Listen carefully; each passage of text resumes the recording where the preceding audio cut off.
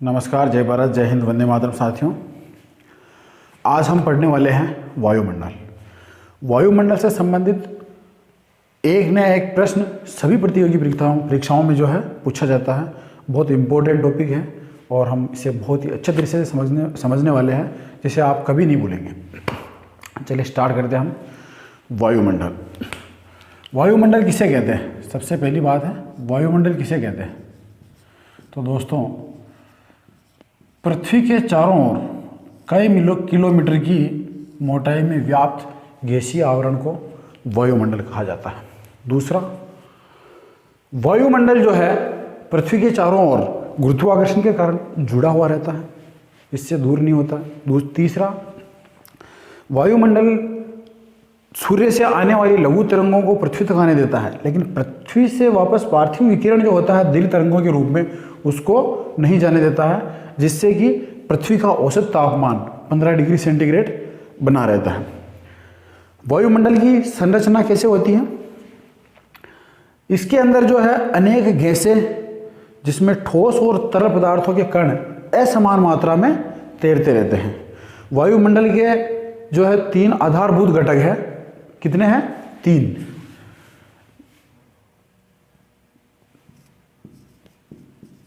वायुमंडल के घटक मीन्स एलिमेंट्स। नंबर 1 अगर बात की जाए तो सबसे पहला होता है इसके अंदर दोस्तों गैस। क्या है? गैस। अब अगर गैस की बात की जाए तो दोस्तों, तो वायुमंडल के अंदर सबसे अधिक जो गैस होती है वो होती है नाइट्रोजन, जिसे आप NO2 भी कहते हैं। नाइट्रोजन ये होती है दोस्तों 78%। सबसे इंपॉर्टेंट, कई बार ये क्वेश्चन पूछा गया है कि सर्वाधिक मात्रा में कौन सी गैस पाई जाती है वायुमंडल में? तो नाइट्रोजन। अब इस नाइट्रोजन की क्या विशेषताएं हैं? सबसे पहली चीज़ तो यह है कि ये उदासीन गैस है। दूसरी, ये वस्तुओं को तेजी से जलने से रोकती है। तेजी से जलने से रोकती है।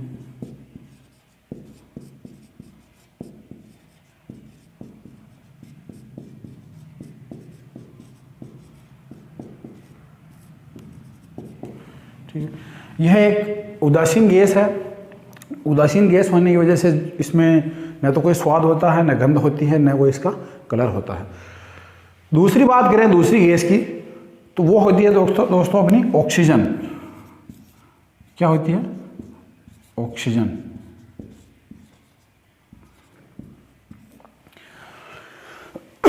इसमें क्या होता है, वायुमंडल के अंदर जो 21% होती है, 21% मात्रा में विद्यमान होती है वायुमंडल में। अच्छा, इसकी विशेषता, ये मनुष्यों और जंतुओं के लिए प्राणदायिनी गैस है। इसके बिना मनुष्य और जीव जंतु जिंदा नहीं रह सकते हैं। पेड़ पौधे जो है अपनी प्रकाश संश्लेषण की प्रक्रिया द्वारा ऑक्सीजन छोड़ते हैं और कार्बन डाइऑक्साइड ग्रहण करते हैं, तो पेड़ पौधे जो है इसके उत्पादक हुए। इसकी अगली विशेषता यह है दोस्तों कि यह जलाने में सहायक है। अगर वायुमंडल में ऑक्सीजन नहीं होती तो कोई कुछ भी नहीं जल सकता, तो इसकी विशेषता हो गई जलाने में सहायक।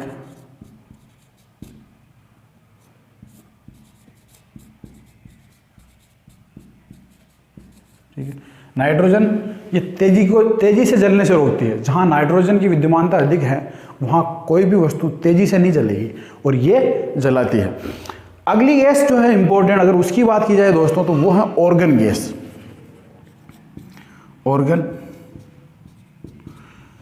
ऑर्गन की बात करें दोस्तों, तो यह एक अक्रिय गैस है। अक्रिय गैस है। और अगर इसके परसेंटेज की बात की जाए दोस्तों, तो यह है 0.93%। 0.93% जो है वायुमंडल में उपलब्ध है। अगली गैस की अगर बात की जाए तो कार्बन डाइऑक्साइड आती है, CO2, कार्बन डाइऑक्साइड।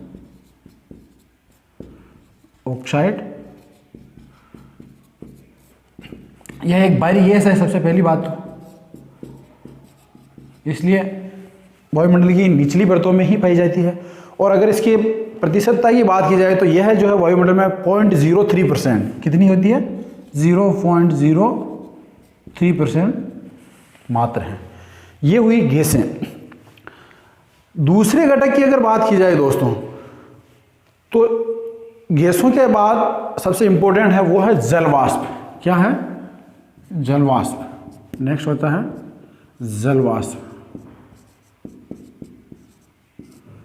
अब ये जल वाष्प क्या है? जहाँ तापमान अधिक होता है वहाँ पानी का वाष्पीकरण होता है और पानी वाष्प बनकर हवा में उड़ जाता है और जिससे जल वाष्प का निर्माण होता है।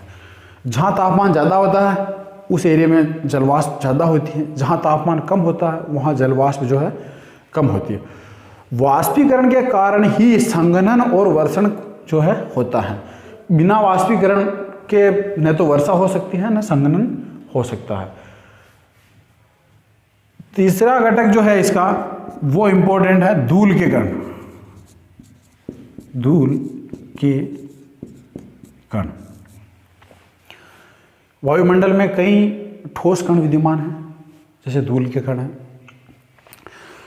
धूल कण जो है इनके चारों ओर जलवाष्प के संघनन को जो है एरोसोल कहते हैं। क्या कहते हैं? एरोसोल। इनके चारों ओर जो संघनन होता है जलवाष्प का उसको कहते हैं एरोसोल। सबसे इंपॉर्टेंट चीज़ है, ये प्रश्न कई बार पूछा गया।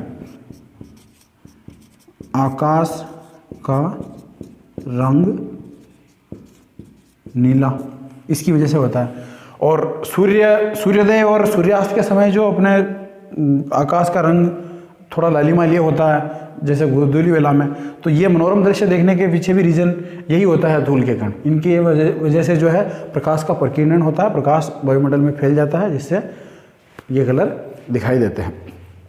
अब देखो दोस्तों, पृथ्वी के तापमान को बनाए रखने के लिए उत्तरदायी जो है ना वो सबसे इंपॉर्टेंट है गैस और जल वाष्प। ठीक है, वैसे वायुमंडल का विस्तार अगर देखा जाए तो 1000 किलोमीटर की ऊंचाई तक है, पृथ्वी से 1000 किलोमीटर।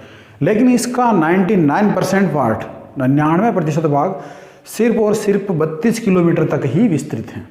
ठीक है, 32 किलोमीटर के बाद बहुत ही विरल वायुमंडल पाया जाता है। अब बात की जाए दोस्तों तो तापमान और वायुदाब के आधार पर वायुमंडल को जो है 5 विभिन्न स्तरों में बांटा गया है, जिन्हें हम परतें भी कहते हैं। चलिए लेते हैं हम एक एक करके विभिन्न परतें, वायुमंडल की परतें।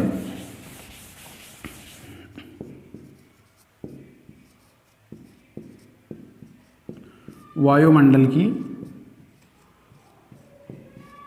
परतें।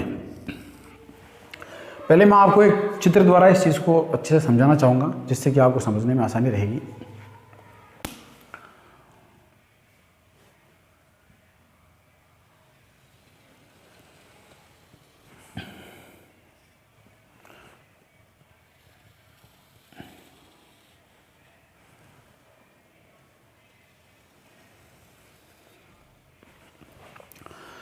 मान लो दोस्तों ये अपना 0 डिग्री अक्षांश है या भूमध्य रेखा है, विषुवत रेखा को कहते हैं, और ये मान लो अपना ध्रुव है 90 डिग्री।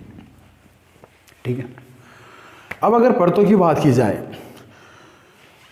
तो वायुमंडल में जो परतें पाई जाती हैं उनमें सबसे पहली परत है क्षोभ मंडल।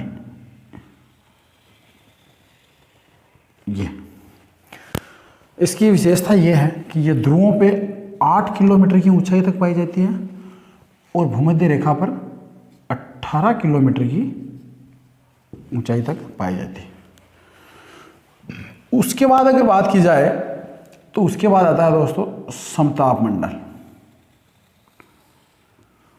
ठीक है, समताप मंडल और क्षोभ मंडल के बीच में जो एक संक्रमण क्षेत्र है, दोनों का मिश्रण, एक 2 किलोमीटर की पट्टी पाई जाती है, उसको क्षोभ सीमा कहते हैं।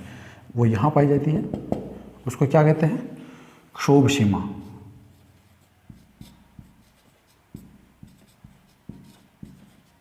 ट्रोपोपास। ठीक है, अब समताप मंडल के अंदर जो है तापमान समान रहता है, इसलिए इसको समताप मंडल कहा गया। यहां लिख देता हूं मैं समताप मंडल। ये अपना क्षोभ मंडल हो गया।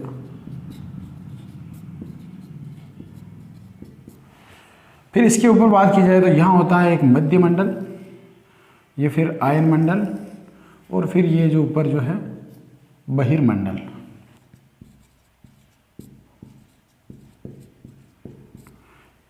आयन मंडल और ये जो है अपना बहिर्मंडल। ठीक है। क्षोभ मंडल की ये विशेषता होती है दोस्तों कि इसमें सभी भारी गैसें, दूसरा अगर बात की जाए तो सभी मौसमी घटनाएं क्षोभ मंडल में होती हैं। इसमें प्रति 165 मीटर की ऊंचाई पर 1 डिग्री तापमान जो है कम होता जाता है। दूसरा, समताप मंडल और क्षोभ मंडल के बीच में क्षोभ सीमा पाई जाती है।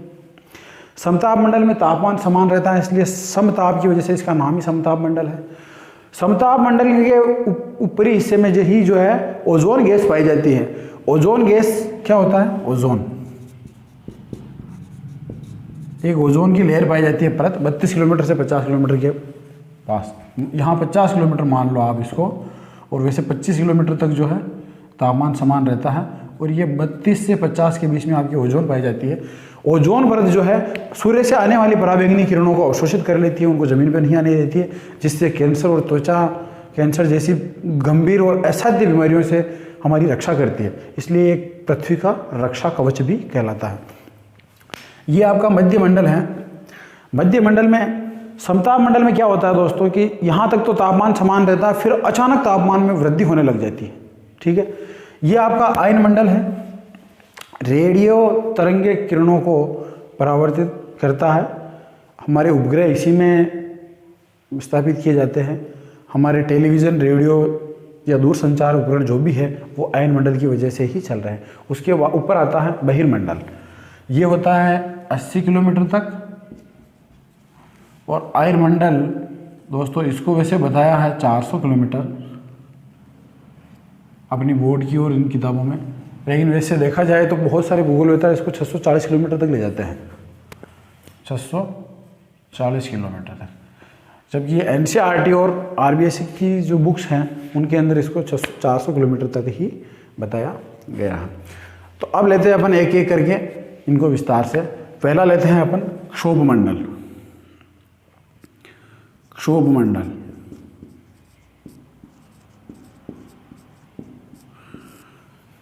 क्षोभ मंडल की बात की जाए दोस्तों तो वायुमंडल का सबसे निचला स्तर है, जो भूमध्य रेखा पर 18 किलोमीटर और ध्रुवों पर 8 किलोमीटर है। यह आपने देख लिया। ऊंचाई की बात की जाए, ऊंचाई तो 0 डिग्री पर तो हो गई 18 किलोमीटर और 90 डिग्री पर हो गई 8 किलोमीटर। समझ गए आप? भूमध्य रेखा पर तो 18 किलोमीटर और 90 डिग्री पर, ध्रुवों पर 8 किलोमीटर। दूसरी बात, इसकी विशेषता है कि इसको परिवर्तन मंडल, अधोमंडल और सजीवों को जन्म देने वाली जो है परत कहा जाता है। क्या कहते हैं इसको? अधोमंडल, क्योंकि सबसे नीचे है, और परिवर्तन मंडल, सभी परिवर्तन जो है इसमें ही होते हैं। क्यों कहते हैं? क्योंकि मौसम इसमें जो है बदलता रहता है, परिवर्तनकारी शक्तियाँ सब इसी में जो है कारगर होती है। अगली बात की जाए दोस्तों तो इसमें जो है 165 मीटर की ऊंचाई पर 1 डिग्री तापमान कम होता है। तो प्रति 165 मीटर की ऊंचाई पर 1 डिग्री तापमान कम होता है। ठीक है। अगली विशेषता की बात की जाए तो सभी मौसमी गतिविधियां, बादलों का बनना, कोहरा, मेघ गर्जन, वर्षा आदि सभी इसी मंडल में होते हैं। बारीक गैसें इसी मंडल में पाई जाती है। जल, वाष्प, धूल के कण, इन सब का अधिकतम भाग इसी में पाया जाता है। एक सबसे इंपॉर्टेंट चीज़ है, संवहनीय धाराएं चलती है इसके अंदर। ये कई बार पूछा भी गया है, संवहनीय धाराएं।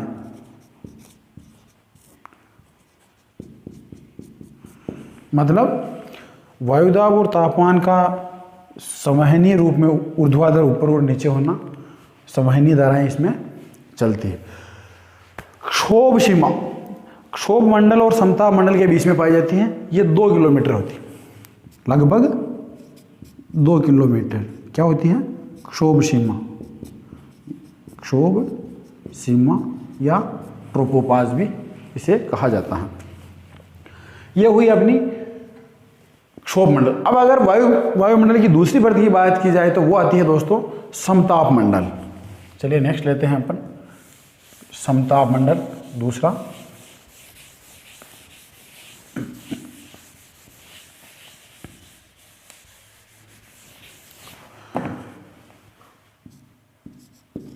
समताप मंडल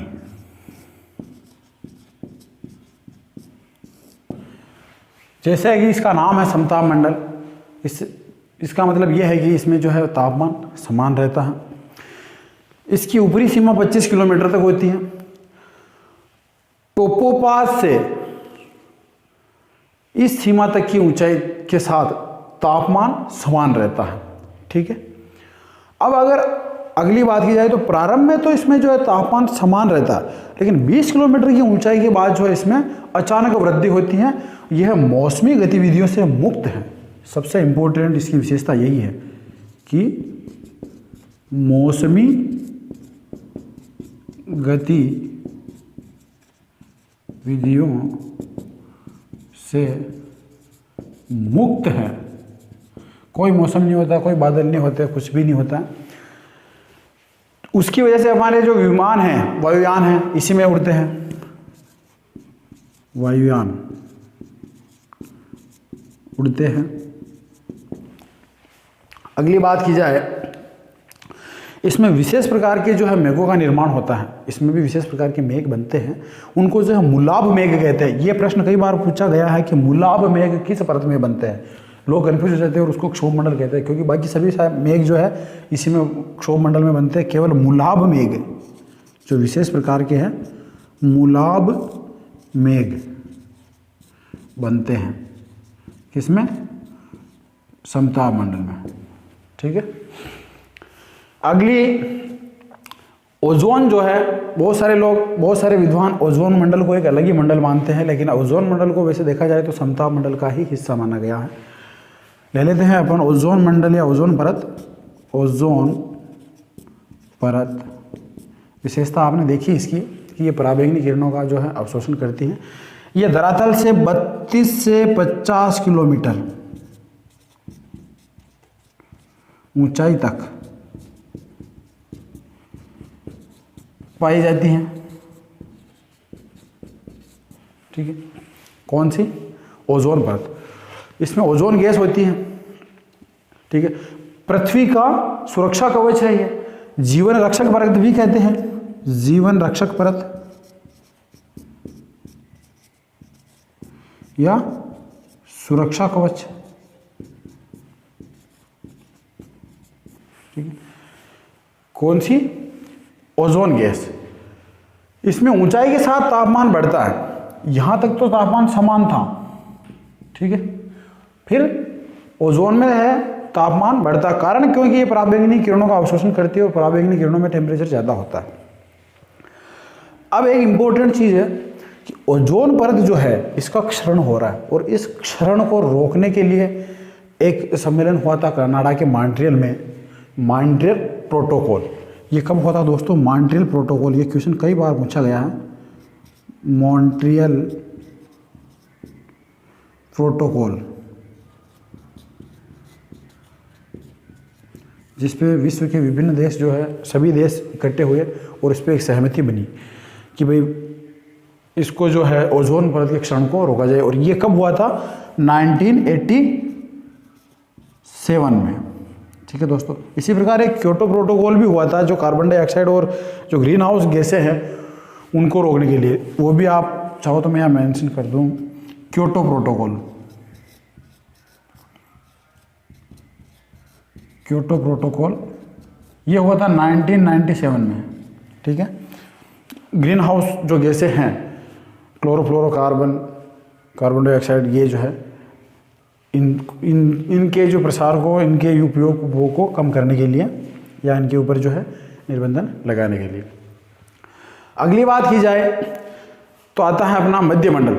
इसके अंदर समताप सीमा भी होती है। इसमें भी एक जैसे यहाँ क्षोभ सीमा होती है वहाँ वैसे यहाँ समताप सीमा होती है। अगली परत जो अगर दोस्तों पर देखें तो वो है अपनी मध्य मंडल। कौन सी है? मध्य मंडल। ये समताप मंडल के ऊपर पाई जाती है, ओजोन से भी ऊपर। आयन मंडल और समताप मंडल के बीच में पाई जाने वाली परत को मध्य मंडल कहा गया है। मध्य मंडल, ठीक है दोस्तों। इसकी क्या है कि ये 50 से 80 किलोमीटर की ऊंचाई पर है। सबसे पहली चीज़ तो वह देख ही रहे हो आप, 50 से 80 किलोमीटर है, 50 से 80 किलोमीटर ऊंचाई, ठीक है। दूसरी बात इसकी यह है कि इसमें जो ऊंचाई के साथ तापमान में कमी आती है। देखिए यहाँ कमी आई थी, जैसे ऊपर गए वहाँ, जैसे यहाँ समान रहा था, फिर अचानक वृद्धि हुई थी और अब इसमें जो है वापस कमी आती है, तापमान में कमी आती है। तो तापमान में कमी होती है, ठीक है। और दोस्तों इसमें जो है तापमान गिरकर -100 डिग्री, कितना हो जाता है? -100 डिग्री, है ना, सॉरी, -100 डिग्री सेंटीग्रेड रह जाता है। न्यूनतम ताप की सीमा को जो है इसमें जो पाई जाती है मध्य मंडल में, उसको कहते हैं मेसोपास। इसमें जो सबसे न्यूनतम तापमान की सीमा होती है यहाँ, इसको कहते हैं मेसोपास। ट्रोपोपास, वैसे ये मेसोपास क्या होता है? न्यूनतम तापमान की सीमा, ठीक है। बस यही है इसमें। अगली परत की बात की जाए तो दोस्तों वो है अपनी आयन मंडल।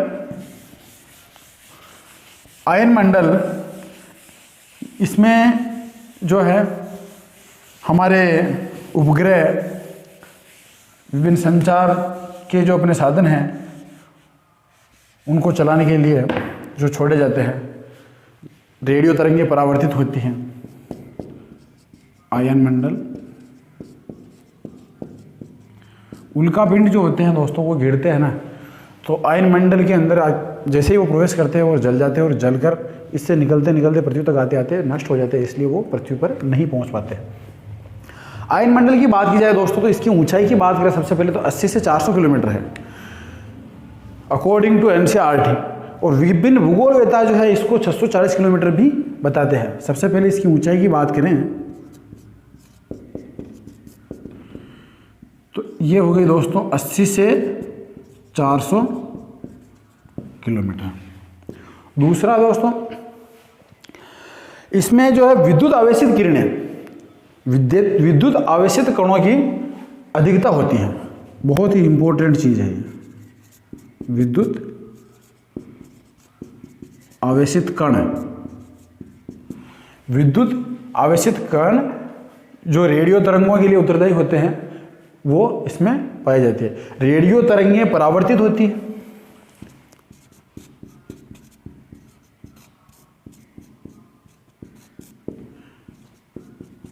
परावर्तित होती हैं, ठीक है।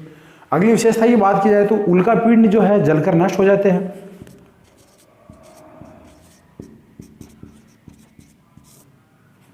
उल्कापिंड नष्ट हो जाते हैं, ठीक है। इसमें ध्रुवीय क्षेत्रों में, उत्तर और दक्षिण दोनों ध्रुवीय क्षेत्रों में जो है रासायनिक एक अभिक्रिया होती है, यूनिक होती है वो, जिससे मतलब आतिशबाजी के समान जो है दृश्य दिखाई देता है, जिसे हम उत्तरी ध्रुव ज्योति या दक्षिण ध्रुव ज्योति भी कहते हैं। उसको नाम दिया गया दोस्तों अरोरा बोरियलिस।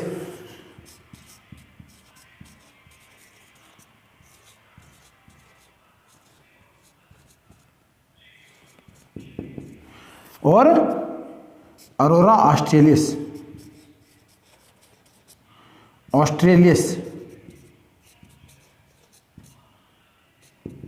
ठीक है। ये आतिशबाजी के समान जो है दिखाई देती है। ये थी अपनी आयन मंडल। अब अगर लास्ट परत की बात की जाए तो वो है अपनी बहिर्मंडल। बहिर्मंडल सबसे ऊपरी परत है, सबसे बाहरी परत है, आयनमंडल के ऊपर है। इसके बारे में बहुत कम जानकारी उपलब्ध है। बहिर्मंडल,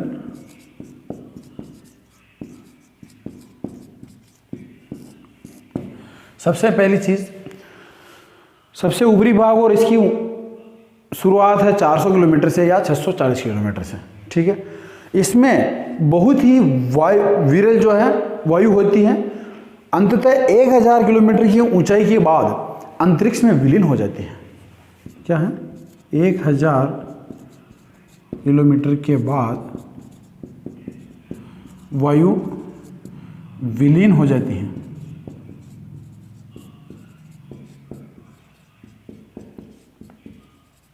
ठीक है। अगली बात की जाए सबसे इंपॉर्टेंट, तो इसमें हीलियम और हाइड्रोजन गैस पाई जाती है, ठीक है। हीलियम और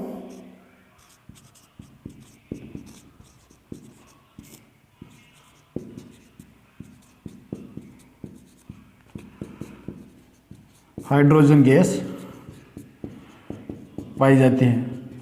हमने सोलर सिस्टम में पढ़ा था हीलियम और हाइड्रोजन गैस किसमें पाई जाती है? सूर्य में। और हाइड्रोजन गैस को क्या कहा जाता है? ये आप कमेंट करके बताइएगा कि हाइड्रोजन गैस को क्या कहा जाता है, ठीक है। तो ये थी अपनी वायुमंडल और वायुमंडल की परतें। ये था वायुमंडल का ऊर्ध्वाधर वितरण दोस्तों।